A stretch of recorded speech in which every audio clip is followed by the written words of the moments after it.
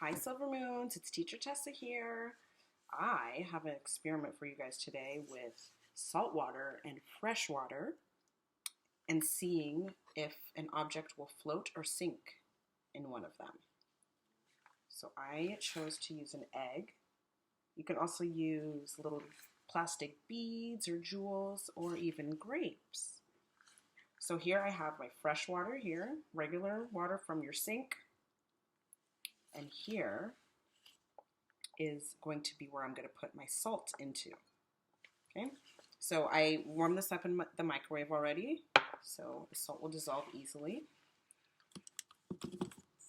Let's do about 3 spoons just to make sure there's enough salt.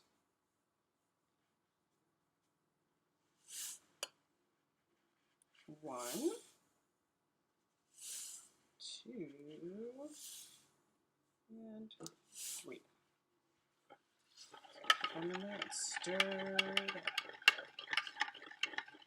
And so you can see clearly in both cups, I already went ahead and made one for you guys so you can see into it, okay? It kind of takes a little bit for the salt to dissolve, so that's why I did that for you guys. So here we have our regular fresh water and our salt water.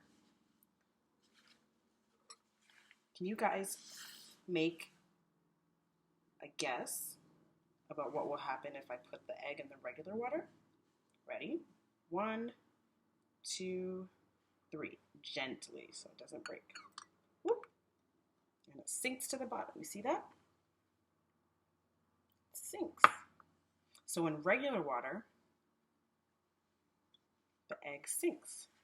Now, let's try our salt water.